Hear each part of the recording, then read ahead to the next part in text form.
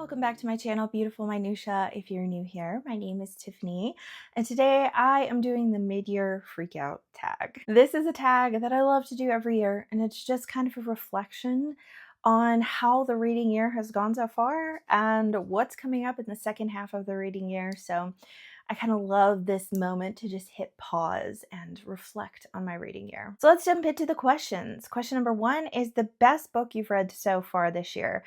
And that's kind of hard to narrow down to one, so I'm going to share a couple. The first one is The Road Past Altamont by Gabrielle Roy, and this is my first one of her books. It is just the perfect prose. The perfect Tiffany prose. I just love it so much. It's really, really slow and doesn't really have like a super strong plot, but that doesn't matter to me. The whole book is really about this girl growing up on the Canadian prairies, and it's a collection of short stories, essentially, like 4 short stories that kind of follow her through her childhood as she's growing up and realizing things about aging, about time, about how the world works. The final short story is her and her mother when she's an adult.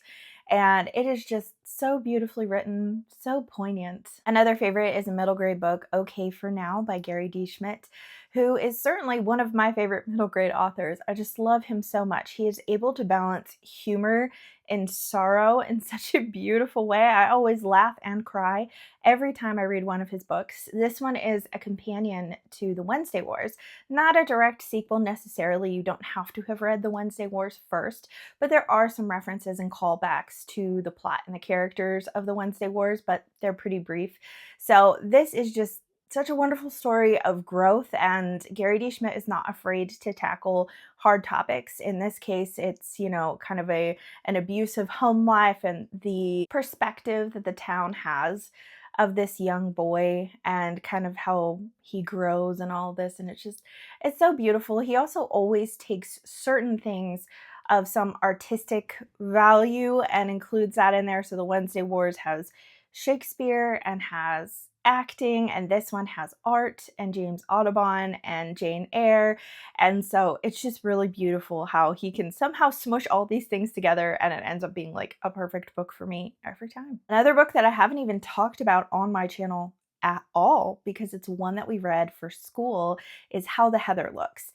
This is a book that is written by a woman who, with her family, traveled to England looking for the sites of children's books.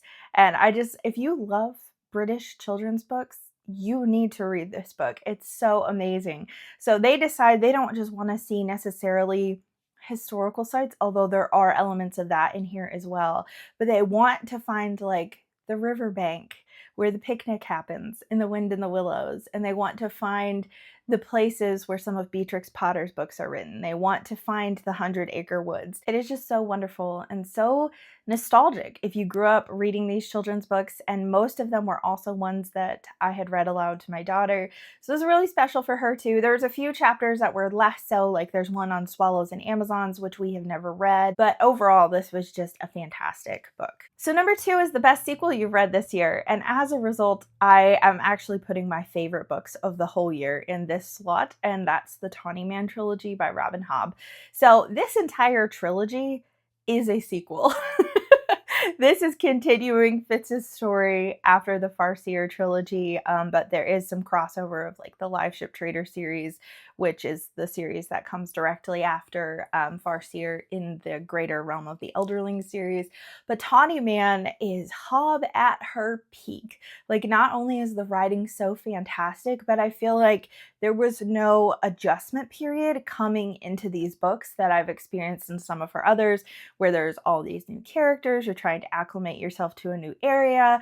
Most of them are characters we have previously met in the Farseer trilogy, and it's told in first person through Fitz's voice. We're back in Buckkeep, and so there's a lot of familiarity as well as a lot of newness to it, but it is just, oh my gosh, so masterfully done. Every single book in this trilogy is so fantastic, and it ended so brilliantly and so heartbreakingly, and I just loved it to death. Question number 3 is a new release you haven't read yet but want to.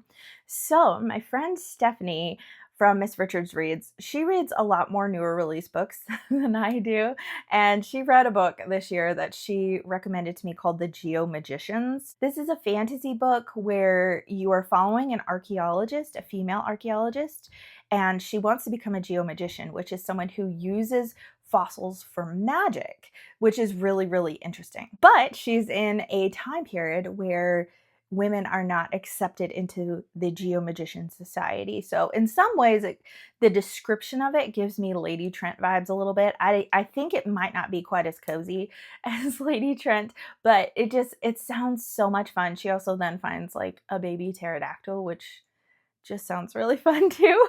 So I think this is going to be a series, but the first book just released. The next is the most anticipated release for the second half of the year. I don't have one. I'm often not really following new releases anyway, which you would know if you've been watching my channel for a little while. Sometimes I will read newer books. I have read one that I'm going to talk about a little bit later. And so usually I'll read some, but typically I wait for the dust to settle unless it's an author that I already know and love. And to the best of my knowledge, none of the modern authors that I really love are coming out with anything the second half of this year. So I don't really follow a whole lot of new releases. I wait for the buzz to die down. So there's not anything that I'm currently waiting on. Question number 5 is the biggest disappointment you read this year. Oh, I have a couple, and some of them are kind of unpopular probably. I think the most unpopular opinion will probably be Daughter of Time by Josephine Tey, which I've also not talked about on my channel because I read it with my daughter for school, and I don't review school books during the year as we complete them, although I did just have Penny request for me to start doing that, to start doing more updates on books that we've read. And I used to do like an end of the year wrap up with my daughter where we talked about our favorite books of the school year, but she hasn't really wanted to do that for the past couple of years, which is totally fine. Anyways, Daughter of Time is a historical mystery, but it's more on the literary side, investigating Richard III, who is known infamously for, the boys in the tower, like murdering his nephews, is kind of his place in British history. And so it's investigating like whether or not he really did that. And yeah, I just found it to be really boring, unfortunately. And it's not because I didn't understand what was going on in the current time period of history, because that's where we were in history this year, which is why this book was scheduled. I did like the overall greater conversation that the book was having about how reliable historical things can be, because it's kind of like certain things become the popular version of history, but maybe don't have actual factual things to back them up or whatever. And so there's a lot of conversations I found about that were interesting, but as a whole, we were not invested in the story and we were really happy when we were done with it. Another disappointment was my first Geraldine Brooks book, which was Horse. And this is a literary historical fiction that is following this horse named Lexington, named after the city, who is a famous racehorse who actually did exist, and his black groom / handler. So that's the past perspective. But then we also have present day perspectives that I found to be completely pointless, which is often the case. I feel like so many authors do the dual timeline thing, and the modern day ones don't feel like they really have anything at all to do with the past. And yeah, I felt like the only thing that was connecting the past time period and the present day one was racism, and that was pretty much it. And it was just like, I really did not enjoy this book at all.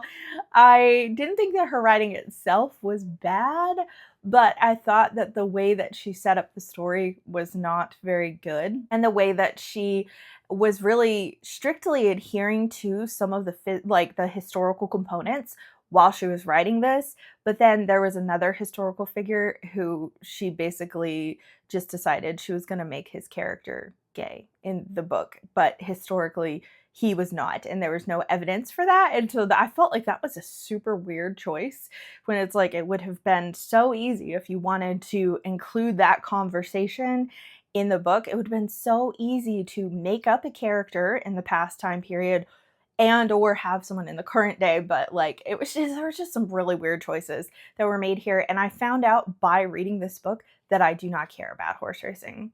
I thought maybe I would because I live in Kentucky, but I've never watched horse racing before, and this book did not give me a desire to do that. So yeah, I just wasn't the intended audience, I think. Question number 6 is the biggest surprise. So I guess I have two here. One of them I haven't even finished yet. The first one is Sylvia's Lovers by Elizabeth Gaskell, and Gaskell has been a very hit or miss author for me, mostly miss. I'm going to be totally honest, and that's an unpopular opinion in the bookish community, I'm sure.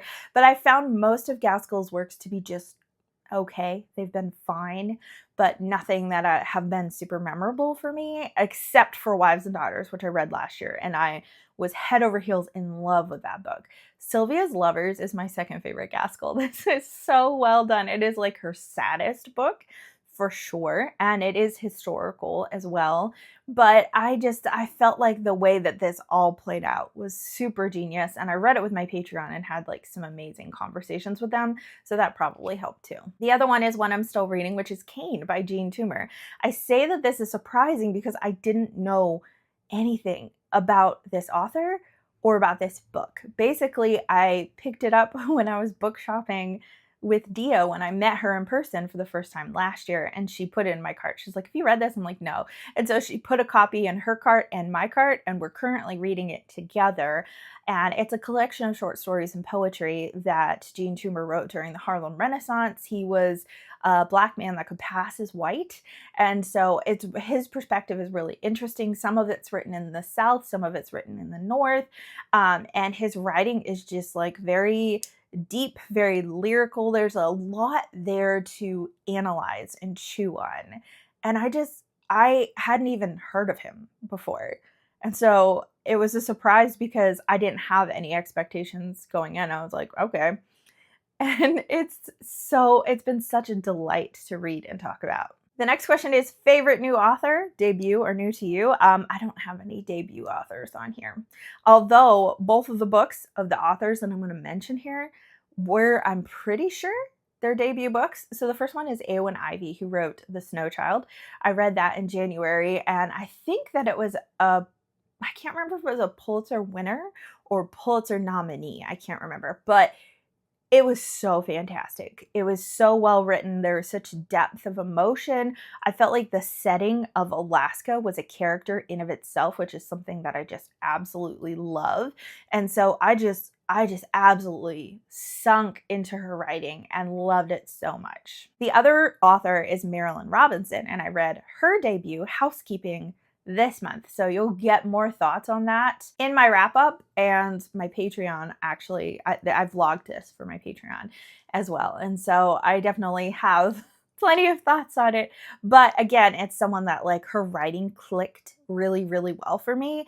And I really want to read more of her stuff. This is it. Housekeeping is not even one of her more famous books, I don't think, even though it was a Pulitzer nominee, which I'm always like wowed when an author's debut work gets nominated for a Pulitzer. But I'm pretty sure that her work, Gilead, which is like the first in either a trilogy or a quartet, I can't remember, I'm pretty sure that did win a Pulitzer. Next question is newest fictional crush. I don't do fictional crushes, so we're gonna skip right on over that. Question number 9 is your new favorite character. And so this was hard for me because I feel like I've read a lot of books that have very unlikable characters. And so it's really hard to say, oh, I love this character. It's a favorite new character. That's really hard for me to say. So I read The Mill on the Floss a couple of months ago by George Eliot, and her character work is so, so good. And I really, really enjoyed reading things from Maggie's perspective, who was one of the two siblings that we follow in this book.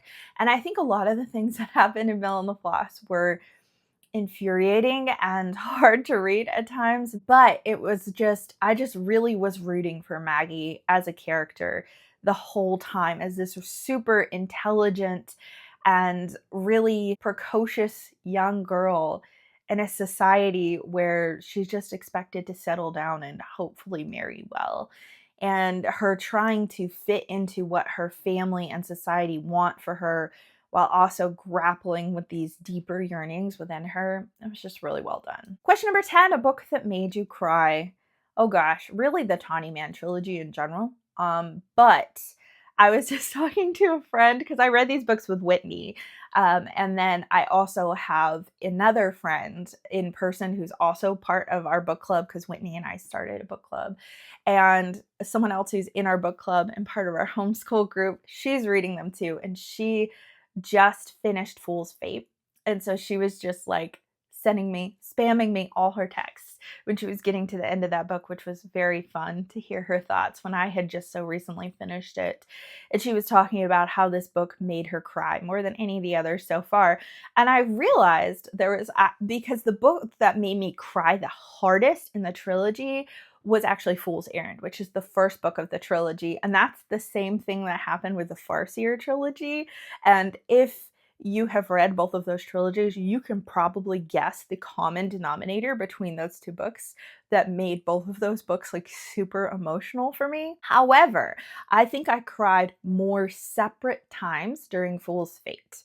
Like it was spread out and it was different circumstances. It was one circumstance in Fool's Errand that just made me absolutely just devastated for so long. Like I cried for a really long time and I was low-key depressed for like 2 days afterwards. And yet I wholeheartedly recommend these books. The next one is a book that made you happy. So I reread the Winnie the Pooh books this year and they're just, they brought me so much joy.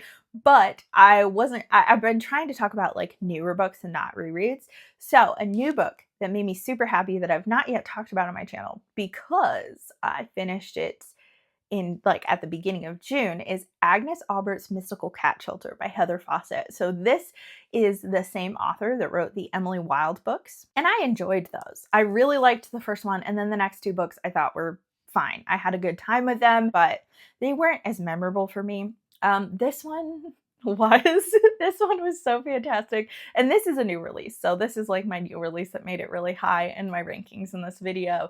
But this book gives me such Howl's Moving Castle vibes, but with cats. So we have this woman in a kind of like alternate Montreal in like the early 1900s that she's trying to fix the problem of all these feral cats on the street. And so she has this cat shelter and she ends up inadvertently renting her location from like a dark wizard.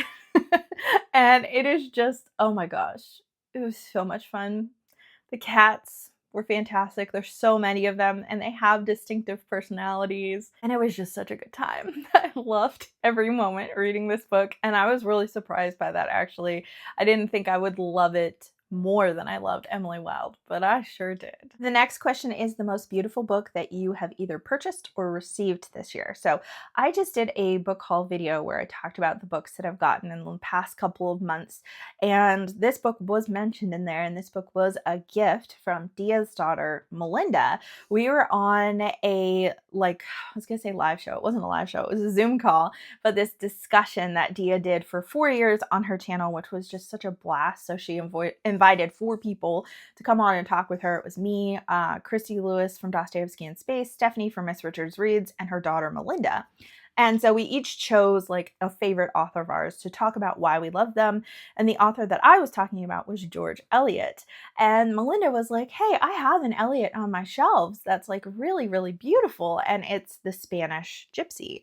And I was like, oh, I've never even heard of that one. And the entire book is actually in poetry, which is really, really interesting. I had never heard of it. I didn't know that Eliot wrote a book in poetry. And Melinda was so sweet and she's like, well, I'll just send it to you. I don't know if I'm going to read it. I just saw it and thought it was pretty and I'd heard good things about George Eliot, so she did send it to me, which was just so sweet of her. But I think it is the most beautiful little book. And the final question here is, what books do you need to read by the end of the year? Quite a few. I plan out my classic reads from the beginning of the year in terms of like classics I want to prioritize, and it's one a month. So I'll link my classics TBR video if you want to see that. I am halfway through that list. And then also I have like book club books that we schedule those out. We pick our books that we're going to read for the year in December of the previous year. So all of those are mapped out as well. So those are mostly kind of what's on my list in terms of things I still need to read. But I also have these TBR scratch-off cards that I put in my book journal this year. And I just did a vlog recently where I read 2 of them. and I think that there's like 13 or 14 of them, so I really need to get cracking on reading more of those as well, because I am trying to read more from my bookshelf and purchase less books this year. But I do have a few books that I'm reading in the second half of the year that fall into one of those categories that I'm excited to read, so I'm just going to rattle off a couple for you. So I'm supposed to read Hannah Coulter in August, I think. Yeah, August. And I'm really excited to read that by Wendell Berry. I have read 2 of his works so far. One was a collection of short stories, and then one was Nathan Coulter, which was his debut novel. I've heard that this one is, a lot of people talk about how much they cry reading Hannah Coulter, and I do love a good sad book. I'm also really excited to pick up The Paper Menagerie by Ken Liu. This is with my in-person book club in September, and I haven't read anything by him yet, but I've heard really good things about both this short story collection and the Dandelion Dynasty, which is a series that he wrote that starts with, I think, The Grace of Kings is the first book. But those are like, I've heard they're dense, they're thick, they're harder to get through. And so I feel like The Paper Menagerie will be like a good snapshot of his writing and how I feel about that. I'm pretty sure that they are sci-fi. So I'm really, really looking forward to that. I love sci-fi short stories. I don't always love short stories in general, but I feel like because the thing that I go to sci-fi for is idea and theme exploration, I feel like short stories and novellas have the capacity to do that really well, where I'm not missing the character development as much because I don't come to sci-fi for like really amazing characters that I connect with. I come to it for like the ideas. And so I'm hopeful that I'll really love this. Then in December, with Stephanie and Dia, I'm planning to read Shadows on the Rock by Willa Cather. And I've heard quite a few people say that this is their favorite Cather. It's the only one of Cather's works, as far as I know, that takes place in Canada. So it is a story of the prairie, but it's the Canadian prairie. So that's kind of interesting. Different setting for Cather.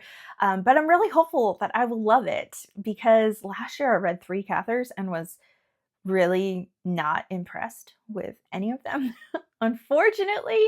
And this year I read one of ours, which is her Pulitzer winner, and I was quite impressed with that. That's like my 3rd favorite Cather. So I'm hoping that Shadows on the Rock will be another winner. Anyways, that is the mid-year freakout tag. Reflections on the year so far and looking ahead to the second half of the year. So I will have all the questions for this tag linked in the description below. So if you want to do it on your channel, consider yourself tagged. I would love to hear your answers. But if you would just like to chat in the comments, I would love to hear your answers to some of these questions as well, particularly what some of the best books of the year are for you so far, and like what has been most surprising. Because I just love a book that just takes you by surprise and you end up loving it so much more than you thought. So you can answer any and all of the questions in the comments below, but I would especially love to hear your answers to those ones. Thank you so much for watching. If you like this video, please hit like and also subscribe so you can continue to see more bookish content from me, and I will see you again next time.